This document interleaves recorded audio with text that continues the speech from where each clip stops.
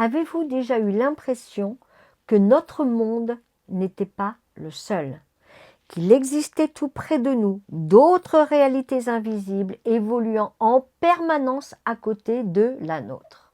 Et si je vous disais que j'ai moi-même voyagé une journée dans le futur? Bonjour à toutes et à tous, je suis Lorraine Jourdain, médium, auteure et conférencière. Bienvenue sur ma chaîne Voyage dans l'inexplicable. Pendant des années, les annales akashiques m'ont permis d'explorer des plans de conscience qui dépassent largement notre univers matériel. Au fil de ces explorations, une certitude s'est imposée à moi. Notre monde n'est pas unique.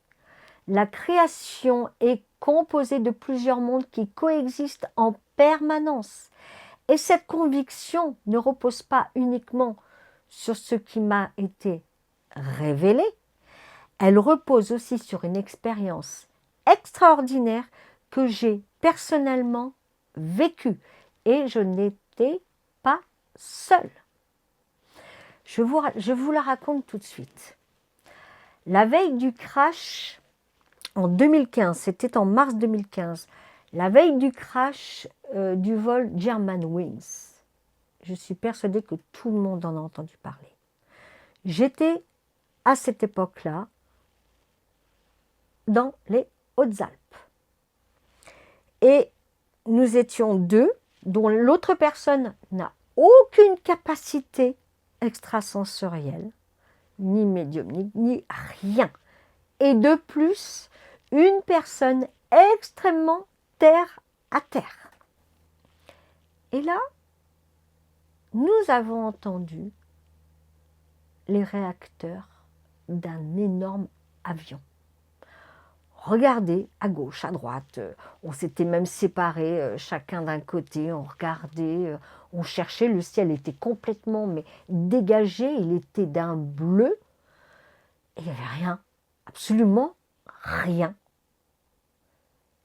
Mais ce qui était incroyable, c'est qu'on sentait l'un comme l'autre, qu'on entendait un avion, un gros avion.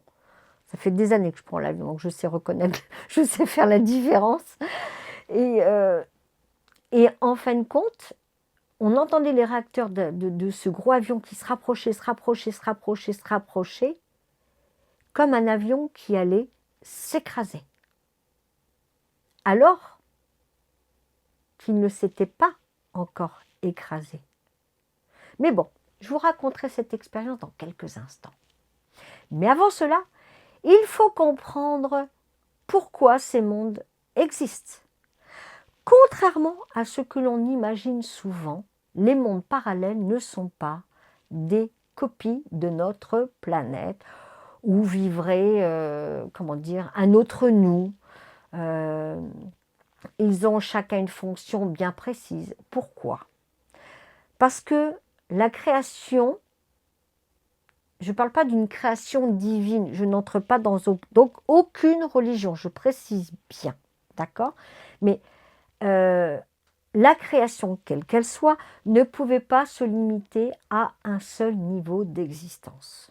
Chaque monde permet à une forme de conscience d'évoluer selon des lois qui lui sont propres. Notre planète est l'un de ces mondes. Elle est une école de l'âme où nous venons expérimenter la matière, le libre arbitre, les émotions, les épreuves et l'évolution spirituelle. Mais elle n'est pas le centre de la création. Autour d'elle existent d'autres plans. Certains accueillent les âmes entre deux incarnations afin qu'elles comprennent leur parcours et préparent le suivant. D'autres permettent à des consciences de poursuivre leur évolution sans jamais passer à une existence terrestre. D'autres encore sont habités par des êtres dont la mission est totalement différente de la nôtre. Tous ces mondes coexistent au même instant. Ils ne sont pas séparés par des milliards de kilomètres, ils sont simplement accordés à des fréquences vibratoires différentes. Imaginez plusieurs stations de radio qui émettent en permanence. Elles sont toutes présentes autour de vous. Pourtant, vous n'en écoutez qu'une seule. Non pas parce que les autres n'existent pas, mais parce que votre poste est réglé sur une fréquence particulière. Notre existence fonctionne exactement de la même manière. Nous sommes accordés à la fréquence de la Terre. C'est ce qui nous empêche la plupart du temps de percevoir les autres mondes. Mais il arrive que certaines frontières vibratoires deviennent momentanément plus fines. Et c'est à ce moment-là que surviennent des phénomènes qui semblent impossibles à expliquer. Prenons un exemple, celui de Marie Céleste. En 1872, ce navire est retrouvé à la dérive au milieu de l'océan Atlantique. La cargaison est intacte. Les effets personnels sont toujours à bord. Le repas semble avoir été abandonné en plein milieu. Pourtant, le capitaine, sa femme, leur petite fille et les 7 membres d'équipage ont disparu sans laisser la moindre trace. Alors, à travers ce que j'ai pu comprendre, ce type d'événement montre que notre réalité n'est pas aussi fermée que nous le croyons. Je vais vous donner un autre exemple. L'affaire d'Oddleston. Dans les années 1980, et encore celle-ci, elle m'étonne moins, mais peut-être qu'à vous, elle va vraiment vous surprendre. Moi, un petit peu moins, en tant que médium. Alors, c'est un habitant d'un petit village anglais. Il affirme recevoir de son ordinateur des messages provenant d'un homme disant vivre au XVIe siècle. Voyez, moi avec Edgar, voilà. Donc, alors, si cette histoire est authentique, elle illustrerait qu'une information peut avoir franchi les limites habituelles du temps ou de la réalité. Voilà, là on ne sait pas trop. Hein, il aurait fallu un médium à ce moment-là. Puis, il y a eu cette journée qui a bouleversé ma propre compréhension du monde. Et en plus, c'était un domaine, autant que beaucoup de connaissances sur le paranormal, entre guillemets, parce que ça n'était pas plus normal de toute façon, mais disons sur l'au-delà, sur le monde de l'invisible. Évidemment que j'ai beaucoup de connaissances. Je ne vais pas dire que je sais tout, hein, bien évidemment. Mais voilà. Alors, pour revenir à mon histoire de Germanwings, la veille du crash du vol de Germanwings, je me trouvais donc dans les montagnes, au sommet d'une montagne, juste en face de la vallée où l'avion allait s'écraser le lendemain. Tout était calme, mais vraiment calme. Et soudain, donc, comme je l'ai dit précédemment, nous étions 2 et nous avons entendu très distinctement les réacteurs de cet avion. Alors, la personne qui m'accompagnait ne comprenait pas ce qui se passait. Et moi non plus d'ailleurs. Nous sommes restés sur cette montagne, à chercher. Et incompréhensif, c'était incompréhensif. Et en plus de ça, c'est-à-dire qu'avant même d'arriver à ce point-là, en avançant, je m'étais trouvée un peu bizarre. Mais comme pour moi, je me suis dit, même en haut d'une montagne, il y aurait des défunts. Donc je regardais autour, il n'y avait rien. Il y avait une maison où les murs étaient complètement en ruine, hein, une sorte de vieille bergerie tout au sommet. On était à plus de 2000 et quelques, 2005 je crois, je ne sais plus exactement, je ne veux pas dire de bêtises, d'altitude. Et à part cette ruine, c'est tout ce qu'il y avait. Il y avait quand même une petite chose qui avait attiré mon attention, c'est qu'au sol, il y avait un bois de cerf. Donc c'était un cerf qui avait perdu son bois. Et au lieu d'être de travers, ou non, il était droit. Bon, je suis quelqu'un qui a un petit peu ce tic à toujours vouloir mettre les choses droit, de façon droite. Ça me perturbe autrement, même chez mon médecin. Alors, si c'est pas droit, je vais remettre droit. Et là, en fin de compte, le bois du cerf était droit. Et on a continué à avancer. Et quand on a avancé, à un moment, je me suis sentie étrange. Donc, j'ai regardé autour de moi, rien. Et donc, là, on a entendu les réacteurs d'avion. C'était vraiment très puissant. L'avion, on avait vraiment la sensation qu'il allait se cracher.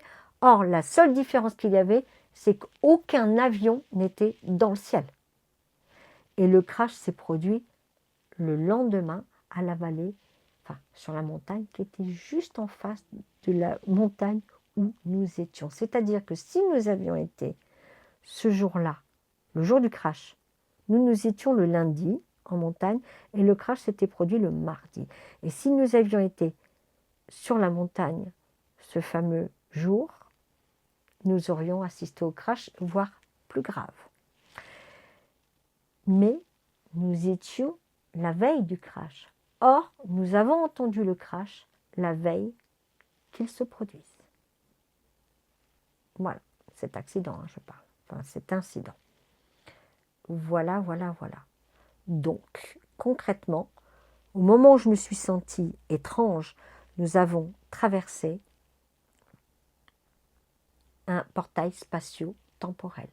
J'ai compris, pendant quelques instants,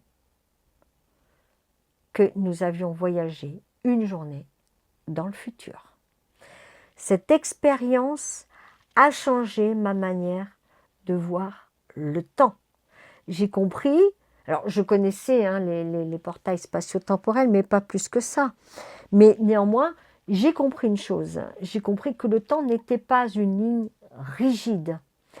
Il existe dans certaines circonstances des instants où des frontières entre différents plans deviennent suffisamment fines pour laisser passer une information, une perception ou un événement. C'est précisément pour cette raison que certains phénomènes paraissent défier toute logique, comme celle que nous avons vécue, cette personne et moi. Alors non, pas parce que ces phénomènes échappent aux lois de la science ou de la création ou je ne sais quoi, mais parce qu'ils obéissent à des lois que nous ne comprenons pas encore. Les mondes parallèles ne sont pas une anomalie, ils font partie de l'organisation de tout cet espace, de ce vaste espace. Ils existent parce que l'évolution de la conscience ne peut pas se limiter à un seul monde. Et lorsqu'exceptionnellement ces différents plans entrent en résonance, ils nous offrent un bref aperçu d'une réalité infiniment plus vaste que celle que nous percevons au quotidien. Alors, dites-moi en commentaire ce que vous pensez de ce sujet et même, dites-moi en commentaire si vous-même avez-vous vécu une expérience que vous n'avez jamais réussi à expliquer et que vous n'êtes pas prêt d'oublier. Si cette vidéo vous a plu, abonnez-vous, cliquez sur le pouce pour soutenir la chaîne, s'il vous plaît. Voilà.